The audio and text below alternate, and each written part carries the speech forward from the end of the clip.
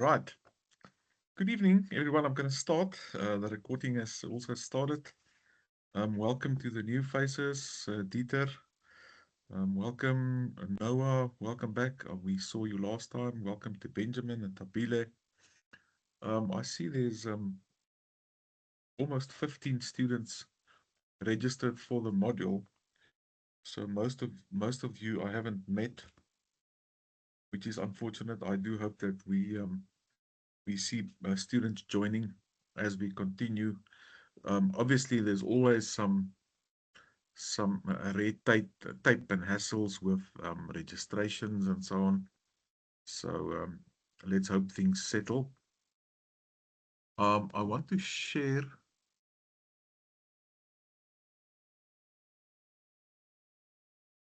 Gayatri, good evening. This is the most recent version of PAS. If I see an updated PAS, I'll let you guys know. Please also keep an eye on this. You will see that this one sits on version 2 already. It's not uncommon for PAS to get updated a couple of times. So we're looking at the 10th of April for assignment 1. So yes, we will spend time on the assignment. The assignment brief has been dropped. I see that there was activity yesterday. So we'll spend some time on the assignment brief. This evening, I want to look at some pointers on academic writing. Also, if you haven't joined the WhatsApp group, I'm not part of the group. It's for the class, but I liaise with our class representative, Ali. Her name is Alethea. So it's a very nice way to communicate with you guys. It's also a nice way for you to communicate with me via Ali. So please join the WhatsApp group for the module and for the class if you haven't yet done so. There's a link. And Ali runs and Ali takes care of being the class rep for us. Thanks again, Ali. I don't see Ali here this evening.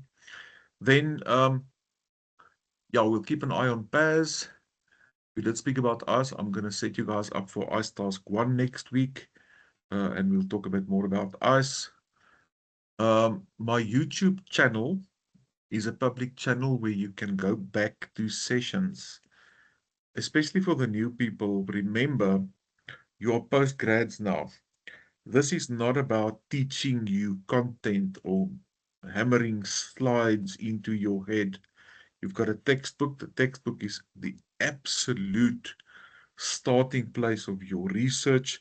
The world is your playground, folks, in terms of conducting research and moving outside the box. So the biggest thing, the biggest paradigm shift when you get to the postgrad cohort is to get out of the undergrad mentality, if you will.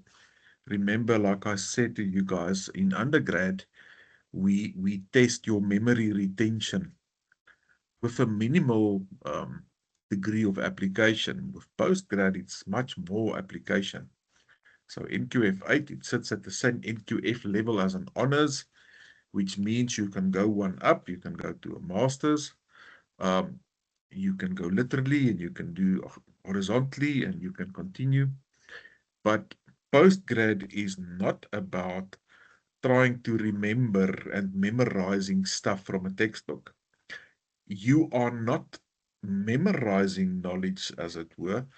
In fact, you will be generating knowledge. And when you guys do your research reports in the second semester with your module, research module, I don't know if I'm going to lecture to the corporate governance class. Last year, I lectured that.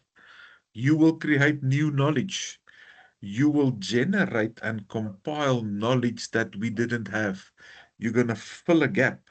You're going to look at a research gap, and you're gonna put a contribution into the academic and practice database that we didn't have. Guys, if there's any questions or anything, please raise a hand. You're welcome. I'm keeping an eye on the chat window as well. So that's a big thing. And I want you guys to clothe yourself with that postgraduate mindset. The way I treat you is also as an academic peer. I don't treat you like an undergrad student. My expectation of you is higher than that, much higher. I'm going to be strict with you. This is not about trying to get, trying to learn stuff from a book. The textbook is the absolute minimum. That's your starting place. When you got assignments, you have to do research way beyond that. We did look at the module outline, and you'll see that there's pages and pages of recommended reading in your module outline. If you just go through all of those sources, that's going to take you days and nights. Now, so there's a lot of work you guys need to do. Remember, we had, and you can go back to this session. I'll share my YouTube channel details again. We had a librarian or an information specialist in our session. Her name is Michelle Coates. I'll invite her again. That was a very nice session, session 2 on the 18th of Feb. And she showed us how to navigate our way in our electronic database. Guys, that's a marvelous resource. Looking at academic articles, that's your best call. That's the best place. Academic articles are rich for two reasons. They give you a lot of information in a very compacted or a synoptic fashion. So unlike a textbook where you have to maybe look around and search for stuff, academic articles are very specific, they're very focused. The other nice thing about academic articles is that there's always a long list of references in such an article. So you have a rich source, good evening, Ali, of articles that you can get from that academic article that you encounter. All right, so in the first session, we did a bit of introductions. Then we spoke to Michelle Coates. Last week, you guys did some presentations on the topic of entrepreneurship and our South African economy. And this evening in session 4, I'm going to take you through, we've spoken about this, my pointers on academic writing. I'm sharing my screen. I believe you can see well. Make it slightly bigger. All right, guys. This is an important session. Um, what you are now, you are academics. You are hardcore, full-fledged academics. And I want to take you through some pointers, um, equipping you in what my expectation would be for you to take on this role as an academic. Um, and this is now what this evening session is going to be about. It is recorded, so we can always go back to this. All right. So pointers on academic writing, this is what you guys are doing now. That's where you find yourself. Some of you say, listen, it's been a while since I've studied. Some of you continued your studies straight from undergrad. Some of you say, listen, my academic skills or my research skills or my writing skills are maybe a bit rusty and I need to polish them up again. What's the goal of academic writing, guys? It is to convey complex ideas in a clear and concise manner. Now, there's a couple of things I wanna say about that. Know and understand your assignment. You need to read up on the concepts and the elements comprising the theme. You need to do research to address the assignments. Good evening, Cameron. I don't think we've met. Welcome. You need to read up in order to understand what your assignment expects of you. I speak about the toolbox analogy here. Now, the toolbox analogy is something I always do in my contact classes. I take a toolbox along. And in that toolbox, I will have tools, and I'll show them to students, and I'll say, who can identify this? And they'll say, this is a hammer. Who can identify this? This is a wrench or a spanner. And then I'll take out some interesting tools that some people know and some not. But then I always say, here's the thing. You need to display mastery to us in that you can not only identify those tools, but that you can use them like a skilled craftsman. So, in your toolbox, you need academic insight, you need understanding, you need discourse, academic language, high-level academic language.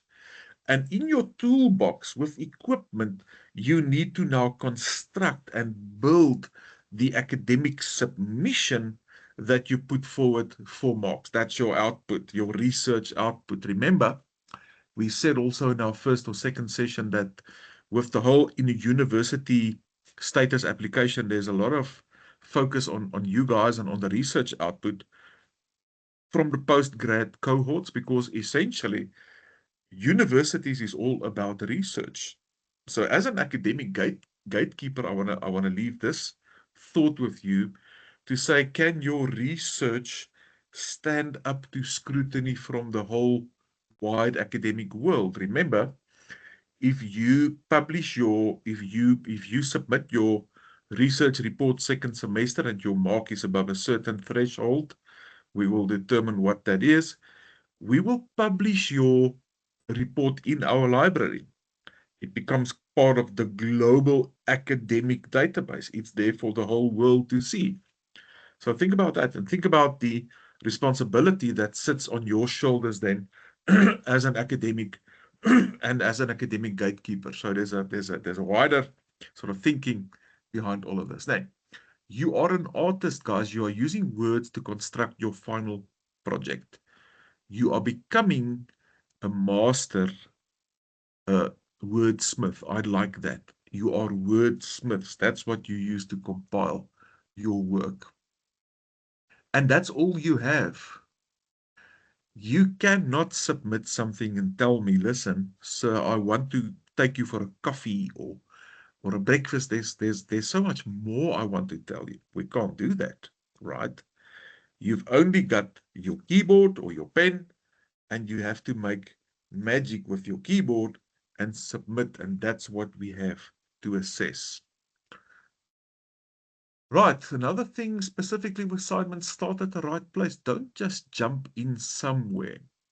Take an holistic big picture view on a question first. Construct a framework. Please make sure that all deliverables are included. Guys, this is an important one. Every year I see students submitting, and maybe there was a list of bulleted outcomes, or they were numbered, or they were sectioned. And now I see students who did not address all the outcomes. So you missed out, or your submission lacks some of those requirements, and I can't give you marks for that. You have to give me something to work with. If there's 3 or 4 bullets and we say, come up with a strategy, make some recommendations, discuss the challenges, critically evaluate this or that, that means there are 4 distinct things that you need to address. Make sure in your assignments that you have a good look at it first, put your framework together, and then you hang meat on your framework and make sure you look at all deliverables. All right. Formulating clear arguments. Folks, this sits at the heart of academic writing. Can you formulate clear, elegant arguments that are sensible, that are logical, that are rational, that addresses the point, and then back it up? Again, here's the big thing. Because we are sitting in an academic setting, this is not opinion-based.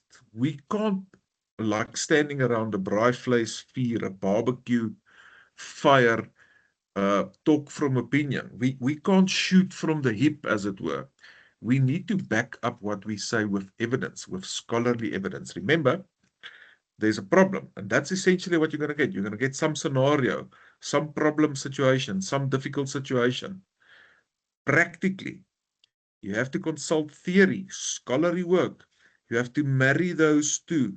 You have to say how I'm going to use the theory, the theoretical constructs to address the problem that you gave me. So you're gonna marry those two concepts, and that's essentially how you do it.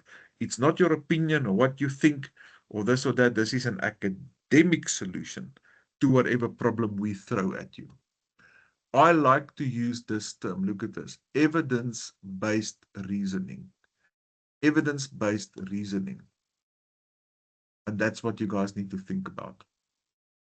Then another cool tip is to proofread as you write. It's just a good habit proofread your sections as you write them, and don't just leave everything a total mess um, up until the end. Remember South African English and grammar, not USA or UK or whatever. Then if your synopsis, your opening paragraph, conclusions can't be read by a layman, you're probably being too clever for your own good. Guys, this is an important one. Academic language is academic language, but do not write in a language that you cannot understand. If you cannot explain what you are writing to someone in the street or someone in your family or some colleague or a peer, then there's something wrong. Don't try and write this esoteric stuff that no one can understand. Don't do that. I had a mentor like that earlier when I was younger, and this person would say, "Listen now, what you've written is good. It's nice. I like the work you've written down. Now go back and write all of it in a language that no one can understand." Now that does not add any value, folks. We are not at a plain language situation, not at all, but your own words in a high level academic language. It's not plain language, but it's not a language that no one can understand, like Shakespearean English, if I can use that example, right? Right. Then an important thing here, approaching the so what question.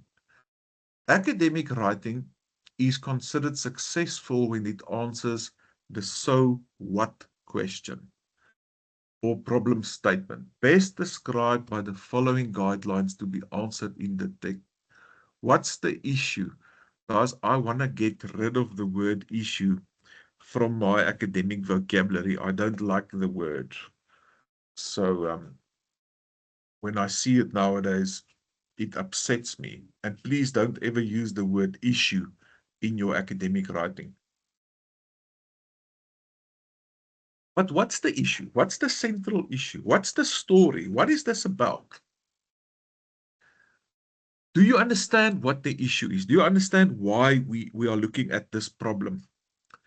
Then, what's the specific questions surrounding the issue? What other questions do we need to ask when we want to address this issue? What other questions need to be answered or looked at to address and zoom in on this topic? What's the context and background of this issue? What are other things that can play a role? What about regulatory frameworks, for instance, or legislative frameworks, or other stuff that's interdependent? Remember, we work in a transdisciplinary and interdisciplinary world in reality.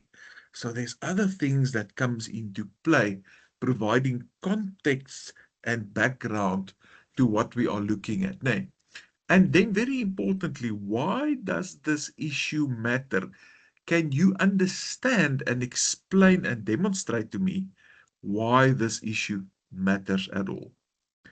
If you do research second semester, and you say you want to do research on whether the sun is hot or the sea is salt, that's a waste of time. We know the answer. We don't have to do research on those topics. So is the topic under investigation, or the research problem, or the research phenomenon, is it something important? Does it matter for us to go and look into that, and why does it matter? That's what I'm essentially trying to communicate with this idea. Right, moving on. Academic writing utilizes a logical progression of ideas, folks. So when you write, order your paragraphs and your evidence in a linear manner that makes sense through transitions. Academic writing is nothing else than presenting one thought or one idea, followed by the next thought, followed by the next idea, and so on and so forth. But we need order, we need clarity. Writing clearly and directly. So each paragraph you write, and your paper as a whole, could sort of follow this type of thinking and format. Introduce the main idea that you want to discuss, provide the evidence you use to prove your argument, and outline the significance of the evidence that you provided. Those is a nice sort of tool to keep in mind as you interact with the subject material. Then very important, using sources thoughtfully. Again, guys, there's a big thing now on apologies, on plagiarism, of course, plagiarism, and we'll talk about that in a while. There's a lot of bogus academic journals and academic resources and scholarly resources and dodgy and questionable resources. Be very careful on the quality of sources you integrate into your academic writing. There's a responsibility with you again that you draw on credible academic sources in your writing. Then, so think carefully about every single source that you ever integrate and incorporate in your submissions. Using a consistent tone and style. So how this plays out is I will see a student submission and I'll see there's a paragraph in a specific tone, and the next paragraph will change completely and you'll get a completely different feel, maybe a completely different type of language. And then the student goes back to the original tone, and then I ask the question, is that your own work? Is this good evening, Stacy, is this a copy and paste situation? Why is your academic tone not consistent? Is it an AI story? Is it a copy and paste story? Make sure that you do your own work and that you write in a consistent academic tone. Then again, quickly, guys, this is so important. None of us, no problem, Stacy, welcome. We all walk on two legs. And in research, there are two legs that are equally important, folks. And I want you to distinctly consider these two legs that you're going to stand on and walk on in this journey. That's academic research and academic writing. That's the two legs. And the way this plays out is you can be brilliant at doing research. You find the right sources, you get good info. You got all the academic and scholarly and research things covered, but you can't write. And now you submit something to me, but the writing is not up to standard, or you have difficulty conveying what you need to convey. In that case, you buggered. Maybe you are a brilliant writer. You're good with words. You're good with linguistic stuff. And you write fantastic. You write like a white horse running through the fields. But your research is not good. Again, you are buggered because what's going to underpin your submission? We need that substance in academic scholarly work to support what you are writing. So these are two skills that you distinctly, I want you guys to be mindful of this and know that there's a growth curve, an exponential growth curve on both these skills, academic research and academic writing. And you will actually see how you grow on this curve. You will see later on in the year how you become more proficient in finding your way in academic databases, in getting more skilled working through an article and getting the essentials from an article, finding stuff easier, quicker in your searches. And you will also see how your writing improves. Like anything in life, we get better the more we do something. Now, so two legs, research and writing. Then I'm saying, don't just stir the pot. Create a coherent product. Avoid description without analysis. This is a nice analogy I wanna leave with you. Think of it like baking a cake or making a potjie. Maybe you gents are into making potjie course. And we say, listen, to make this work, you need all the right ingredients in exactly the right quantities, and it needs to be prepared exactly right. Let me give you this example. If you watch cooking shows like MasterChef on TV, my wife is very fond of MasterChef now. Those of you that have watched that program will see that maybe there's a some sort of a challenge here, and they've got 8 or 10 chefs in the same kitchen with the same appliances, the same equipment, with the same ingredients and the same recipe. All of it's the same. And yet, some of those meals comes out a complete disaster, and some of them come out top notch. Same ingredients, same recipe, same kitchen, same pantry, all of it. It is about the skill for you to bring those things together in perfect harmony. Can you see why uh, we have varying academic performance as well? Why some students will do a much better job than another student with the same access to the same thing, the same question, the same outcomes, and so on.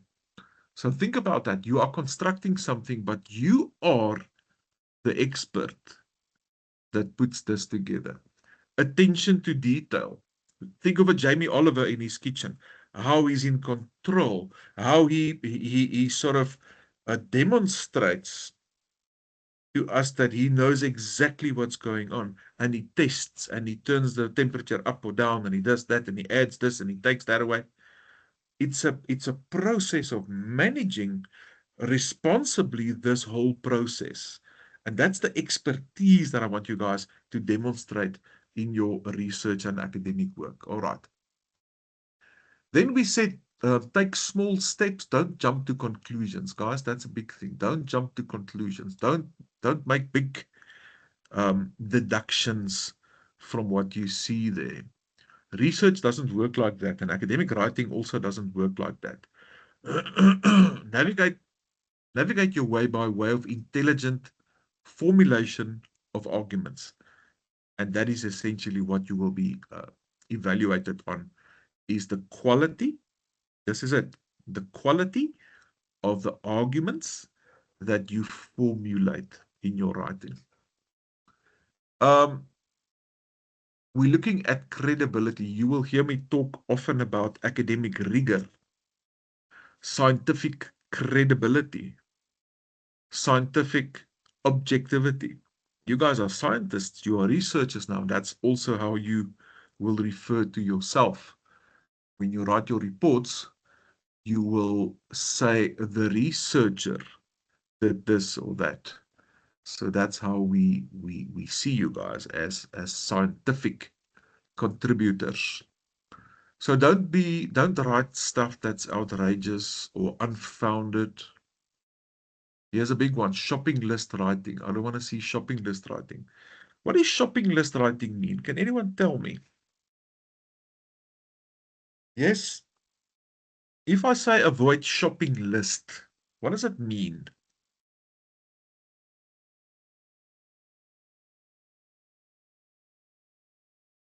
Let's ask one of the new people. Dieter, what would shopping list writing mean?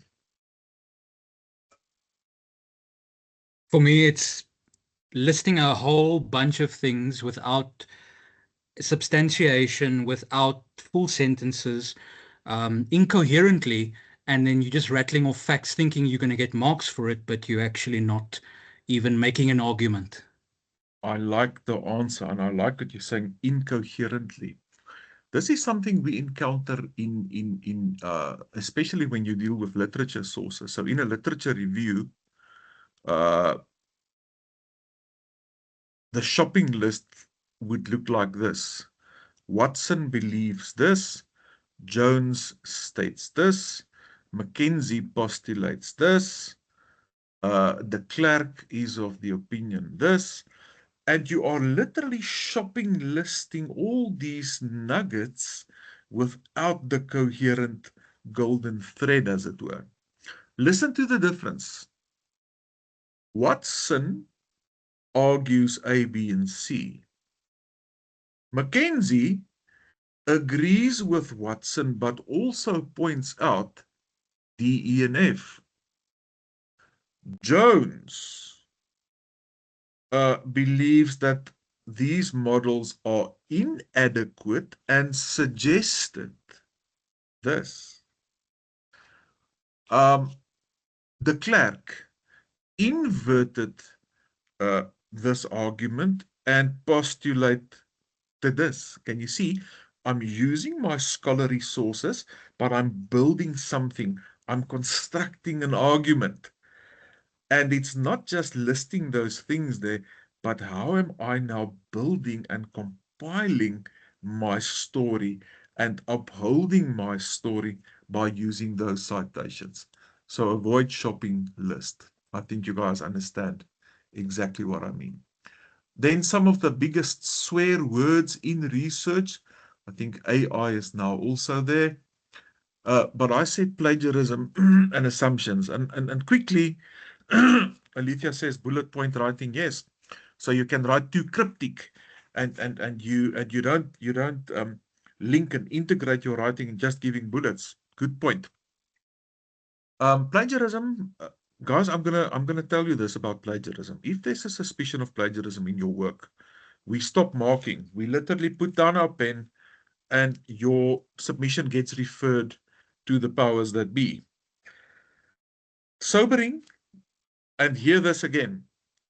If you are convicted of a plagiarism offense, it could mean potentially the end of your academic career here at Emirates. Not only that, depending on the level of plagiarism offense you have, it could also hold trouble for you in your future academic career. So you say, listen, I'm done here. I'm going to move to another university, another higher education institution. And they say, all right, but we see you've got a plagiarism record. It can stick with you like a criminal record, folks. Uh, so please avoid it like the plague. Do not fall into this trap to get a plagiarism offense against your name. Please. Critically important. Assumptions. Assumptions mean you are making conclusions that are not evidence-based. Assuming stuff. I want you guys to become allergic to assumptions, and you will see in normal life, you will also, the more you grow as an academic, the more you will pick up how people make assumptions in everyday life around you every day. I catch myself saying to people a lot, not to be high and mighty or sounding clever, but just pointing out when people say stuff that are unfounded, I will say that's an assumption. You're making an assumption based on whatever. Do the research. I like it when I get a compliment, and I've had this compliment sometimes where people say, when Ruan's students speak, it's worthwhile listening to them, because when they talk, they are talking sense. It's worthwhile listening to what they have to say. So be someone that weigh your words, do your research, get the info, get behind the story before you speak, before you raise a voice, get both sides of a matter before. There's nothing in this life that's only one-sided. There's always another side to a story. A good researcher will bring in everything.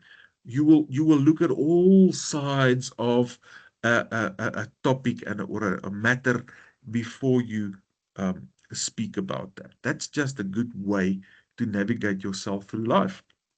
And what we need in this country and in the world, as a matter of fact, is people that can put forward educated contributions, not opinions, not own beliefs, but sound sustained, educated contributions. All right.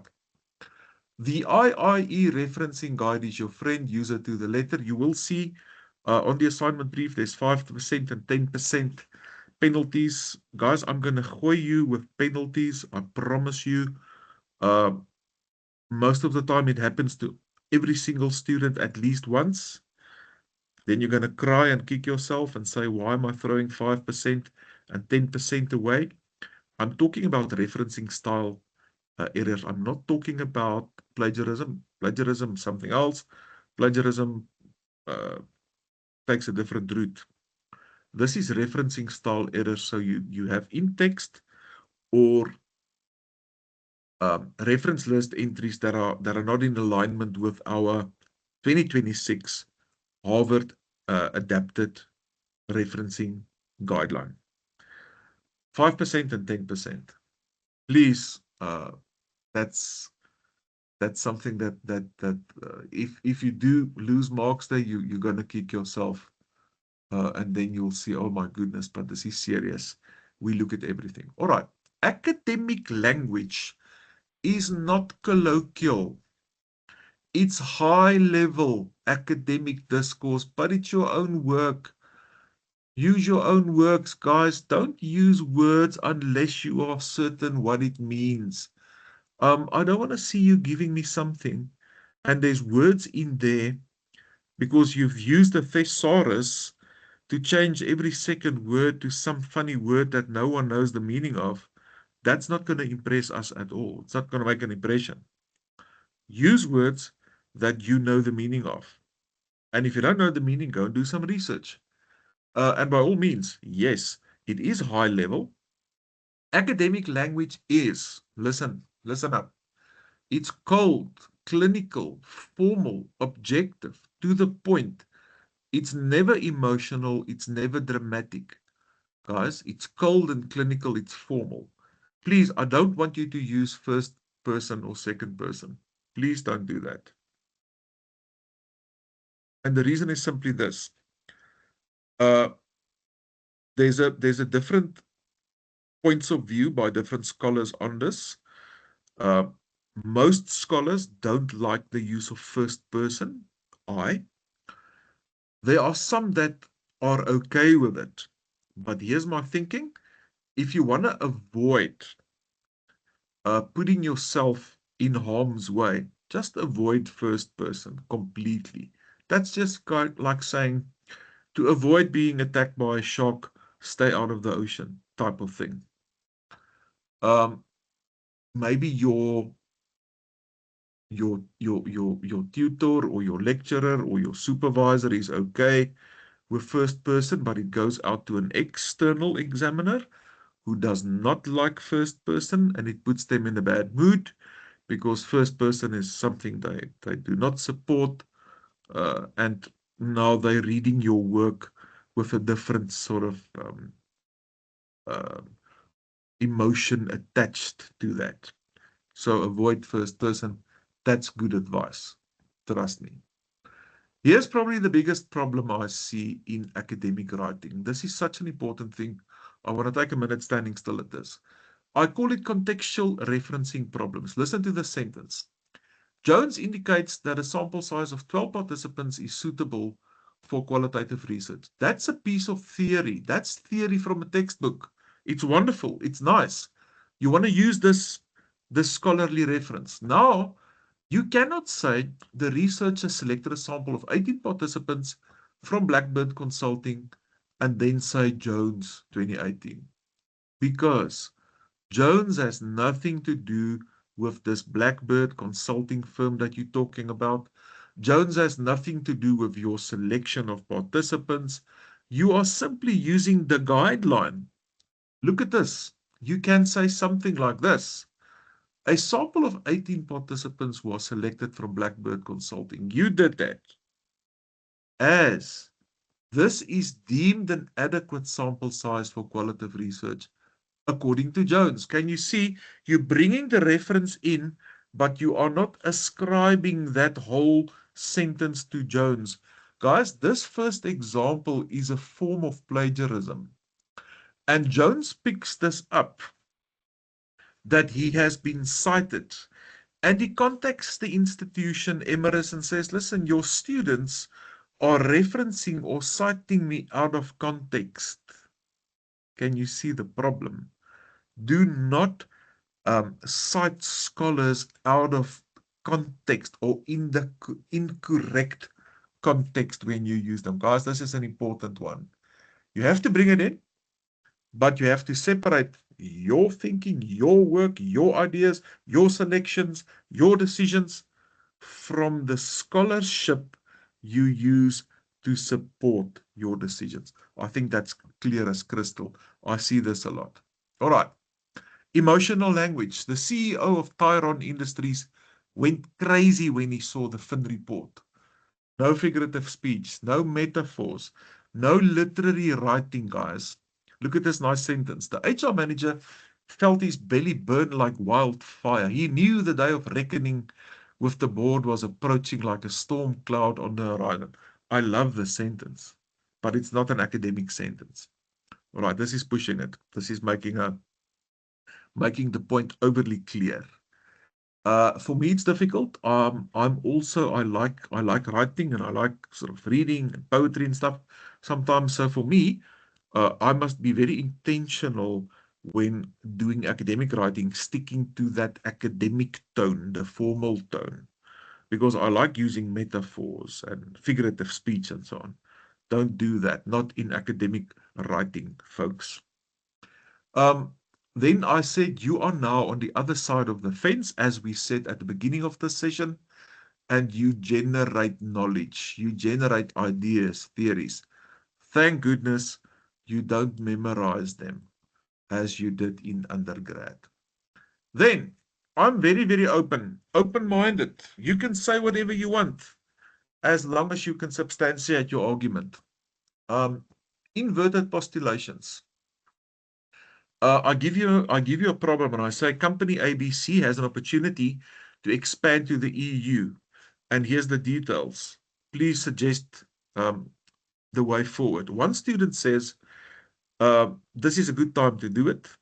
There's a moving window of opportunity. They should expand and open the office in the EU now for reasons A, B, and C.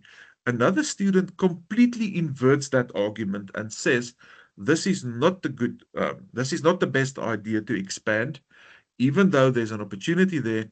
They do not have sufficient internal capacity to handle the expansion now, and um, this might lead to their demise if they take that jump now and expand, because they're going to fall into a massive growth trap which they do not have the internal capacity to support. Both students are giving me good answers, sensible answers. Both students can support what they're saying. Can you see? I cannot say you are right and you are wrong. In postgrad, it doesn't work like that. Put forward what you want to, say what you want, but motivate what you are saying. Right. You guys are in humanities. You are in social sciences. You are not in exact sciences. You are not in mathematics or chemistry or engineering, where we work with Newton's laws and the laws of gravitation and so on.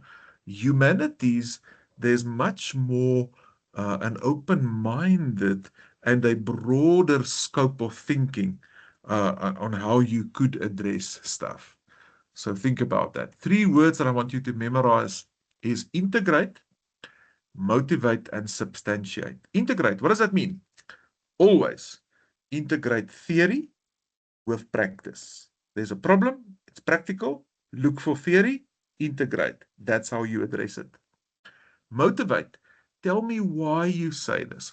Why do you suggest this? Why do you think of it? Why do you make this recommendation? Why do you say A, B, and C? And then substantiate. Substantiate with scholarly work what you are saying. Provide that evidence to support your arguments. Integrate, motivate, substantiate. All right. Then important, guys, your prescribed textbook, the PM, your prescribed material is your starting point. That's all. Here's the book. This is only your starting point. I'll take your question now, Dieter. Guys, you can read this textbook. You can read this on a Saturday. So go and read it. By all means, do it. And when you have assignments, please integrate and incorporate your textbook, your prescribed material. I would frown if you don't use it, but that is not the start all and end all of your research. You're going to research much, much, much wider than the textbook. So dig yourself into various academic sources, all right? In your answers, sometimes they will say it's an essay or it's an essay format. Please don't think about your submission as the essay that we wrote in school, the essay about your holiday in December. Please use headings, use white space, use clutter, no clutter. Guys, I must read your work. So students sometimes tell me when I speak about marking and handwriting, when I mark your work at 2 o'clock on a Sunday morning, don't make it difficult for me. And then one year a student said, listen, are you really marking at 2 o'clock on a Sunday morning? And I could just chuckle and say, no, not really. I haven't really marked at 2 o'clock on a Sunday morning. But guys, make your paper readable. Make it easy for me. Headings, subheadings, detailed. Table of contents, detailed. Headings, subheadings, navigate. Address what you want to do, move on to the next thing. Dieter says, when asked for our opinion or we are making logical deductions, not inference, may we phrase it similarly to the following. In light of the aforementioned evidence support, this leads one to deduce A, B, and C using the word one when expressing beyond what was found in the academic literature. Yes, that one is not a bad, that's not the end of the world. So you could use that, or the researcher, but that one is you could probably use that. Yes. Um, it does look professional. Then handwriting, guys, I don't know if you're going to end up in this situation. I'm not going to spend too much on this. If you have a sit-down exam, I believe you will probably have either an assignment type exam or you will have a sit-down using Duga invigilated. But if you ever need to write something with a pen and paper for me and I can't read it, then how must I give you a mark if I can't read your work? Right, be calm. If you blank momentarily, take a few moments and just relax. Your thoughts will come back. All of us have had this where we go blank for a moment. I've had it. At a whiteboard with a class behind me, I had the supply and demand curve up in front of me, and I drew it up with a pen, whiteboard pen. And when I stood there, the next moment, I came to the realization that I've never ever seen the supply and demand curve in my life. I blanked out completely. Hey, turned around and I said, guys, I don't know what I'm drawing here. I've lost it. So all of us, and this is more sort of in a under time pressure, or there's a sit down situation. But calming down is always good. Don't panic. Then I say it's way better to understand what you are writing than to try and memorize. So interact with the subject material. Guys, you need to become a subject matter expert when you deal with this. You need to speak like a subject matter expert. So you have to immerse yourself in the subject material to interact with the said material. Then, no one learns anything from being told A, B, or C. Guys, when you got your first bicycle, all the books in the world and all the advice in the world from mom or dad or grandpa or grandma did not teach you how to ride the bicycle. The way you learned to ride your bike was to get on it and just ride and fall and get back up again and maybe you had side wheels on and later your dad took the side wheels off and you went, and that's how you learned to ride a bike. It's the same with this journey. It's the same with anything in life. No one learns from being told this, that, or the other. You guys need to go through that learning curve yourself.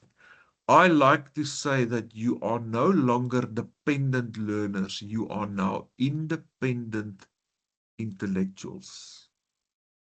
Independent intellectuals. If you can get around using the one, you could, Dieter, so I wouldn't overuse it. If there's another way to say it, you can do it, of course. Independent intellectuals. Right, let's look at a couple of referencing things here, guys. There was some changes last year. We got a new Harvard APA. So if you studied with the Varsity College brands before that, you would have seen the changes that we saw last year. Now, this is when I'm talking about the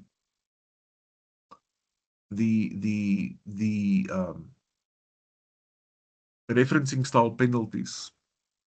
What's the problem with this entry?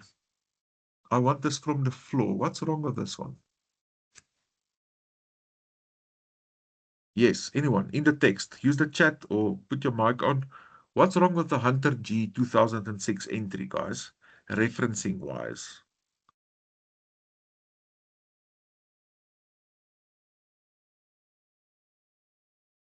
Yeah, anyone? All right, comma before the date. There's a comma. There's a comma that needs to come in there. So I subtract 5% if you don't put the comma in. You say, oh my goodness, why do you do that? Because I want to drive home this evening the point that we look at every full stop, every space, every italics, every bracket, literally everything. What's wrong with this one? Can you tell me? Ampersand. This and thingy, we call it ampersand. That's the fancy name. We don't use that. We use the word and, A-N-D. What's wrong with this entry? What do you see here that deviates from our institutional brackets? You see there's a bracket around the date. Yes, thanks, Ali. This is an interesting one. I want to hear from you. What's wrong with this entry? It's an entry from an academic journal. It's not correct. Why not, folks? What do you see there in the SPAL 2013 entry?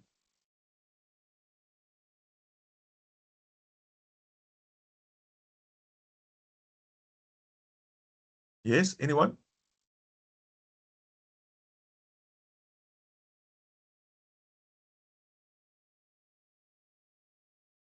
Page numbers. I think that's changed to PP or something, so that's there. Yes, that wasn't the thing I wanted to highlight, but I think you are right. Italics. When we use an academic journal, we don't put the article name in italics. We don't italicize. Is that a word? Is that a verb? We don't italicize the actual article name, but we italicize or put in italics the name of the journal.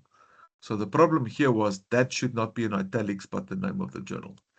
Let's look at this one. This is an internet entry. Guys, please don't use internet entries out of balance.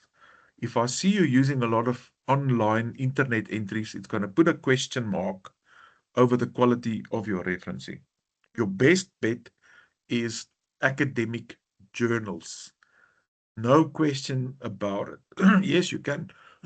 Sorry, you can use textbooks. You can use internet sources where it's merited or deemed appropriate. But if I see internet sources all over the place, it's definitely going to raise questions from my side. Can you see that there's a round bracket here? Ali, you saw it, and the block bracket here. That's 5% penalty right there. Then I'm saying, guys, and I must push, be mindful of how you use references in text. So sometimes I want you guys to use the author as part of the sentence, your entry, your citation. So you will say, Davis argues this or that. And then you will sometimes put down your sentence and put the reference at the end. I want you to balance those out. Don't always give me the reference at the end of the sentence. Sometimes you put it at the end, and at other times you use it as part of your sentence. Here's another one. Strunk and white in my sentence, part of the sentence, do this. Or you put down your idea and you put Strunk and white at the end of the sentence. So balance those out. Death penalty. If I could subtract more than 10%, I would. If I could subtract 50%, I would. If I ever see you guys using et al. In a reference list, please don't do that. Please don't do that. So, then on marking rubrics and improving your work. Guys, I want to really ask you to be confident and rest in the fact that our marks at Emirates are moderated. The marks you get are moderated. That means there's more than one pair of eyes looking at your marks, which means the mark you get is probably the mark you deserve. 90% of the times when students request a remark, the mark goes down. That's how I see this play out. And now you can't go back and say, listen, I want my original mark. Please cancel the remark. You can't. You get the lower mark. You get the remarked mark. So just be sympathetic when we're marking stuff. If I show you this horse, is this a distinction horse? By the way, I don't throw distinctions around left, right, and center, guys. You can get a distinction from me, but you have to distinct yourself. I like my students, but I'm not going to give you a distinction just because I like you. This is a horse. What's the mark for this horse? Chat window, give me a mark. Give me a percentage here. Is this a distinction horse? Freehand. It's a freehand horse sketch. Come on, guys. Where are the rest of you? I want you to communicate here in the chat. Ellie says it's a 70, so it's not a distinction, but it's a good mark. All right. Another student submitted this one. Still a horse, right? We can see it's a horse. Got all the stuff there to qualify as a horse. What mark do we give to this one? Another student gave me this one.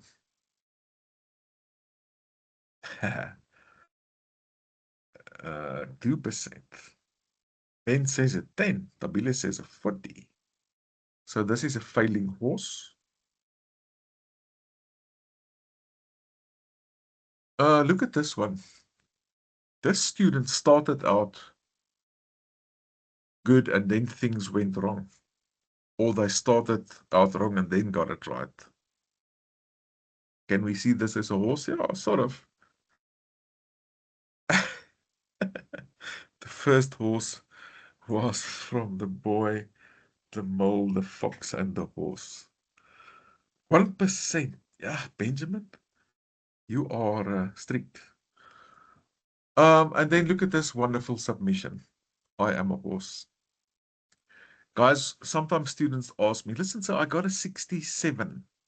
What must I do to get to a 70? It's not so easy for me to tell you and pinpoint exactly what you must do, guys. We're using the rubric. We're looking at what you're doing. What I'm also doing is I'm reading through all of the submissions quickly before I mark to see where does the mark sit. If it's a good submission, then maybe if everyone did well, then maybe your 70 isn't such a great mark. If it was a poor submission and everyone got in the 50s, then your 70 is a good mark looking at the class average. You hear what I'm saying? Don't ask me exactly why I gave you this mark. I'm going to show you two hammies here. There's one and there's one. All right. What mark will you give this one if you eat it? And then this one, and then this one, and this one. It's not so easy, hey? If you eat this one, and I say, listen, give me a mark out of 100 for this, and then this one, and then tell me exactly what we should do to make this better. It's not so easy, guys. That's all I'm saying. We are careful with marking. We look at using the rubrics. We don't give impression marks. We read what you write. The marks are moderated. So rest assured that the marking process and the process of allocating marks is sound and it's in place. We're looking at similarities. I don't want similarities above 10%. I want single digits. I don't want 25s and 30s. And Turnitin is there. Guys, I am going to, I see the time is up. I am going to gooi you with penalties on Turnitin. I will refer you. The system flags you. It's not me. The system will flag you with the Turnitin score that's high. If you use generative AI, you need to put an AI declaration as well. If there's any suspicion of generative AI, I'm either going to give you for adjudication or I'm going to use the rubric to absolutely nail you because that's not your own work. Where we are now, we're still supposed to do the work, not AI. Guys, your research needs to be solid. It's like building a brick wall. Um, any piece of research, especially when you guys do your research projects later this year, it might look small, insignificant, the scope is small, there's a lot of stuff that falls outside your scope, but that is exactly how we do this. We build a wall with bricks that are solid. And if your research is part of this wall as a solid brick, then other scholars can continue building on what you did and working alongside you. Or if you want to use this analogy, looking at a puzzle, you're building a puzzle of 1,000 pieces. And there's a little puzzle piece here that on its own seems insignificant, but it's not. Because if you build that puzzle and there's a piece missing, the puzzle is not complete. So you put your part of the research in the bigger picture. You complete the pixels in the picture of the bigger, broader, contemporary research landscape. And that's how you should think of your research. It's small, it's focused, it's very to the point, and it's solid enough so that we can publish it, so that we can say this is good research, this is stuff that we can build on. I want to come in for a landing. Dieter, I'm going to leave you with homework, and I want to ask you next week, give me alternatives for using the linguistic frame that you suggest, and I would like to discuss this matter further. Guys, I'm going to let you off the hook. Our time is up. Please think about what I shared this evening, and then I'm happy to release you. We will be in touch, and I'll see you guys next week, same time, same place. We're going to do an ice in class. I will communicate prior, and we will also spend time beforehand looking at the assignment and all of that. Important session. Take care, guys, and we'll be in touch. Bye-bye.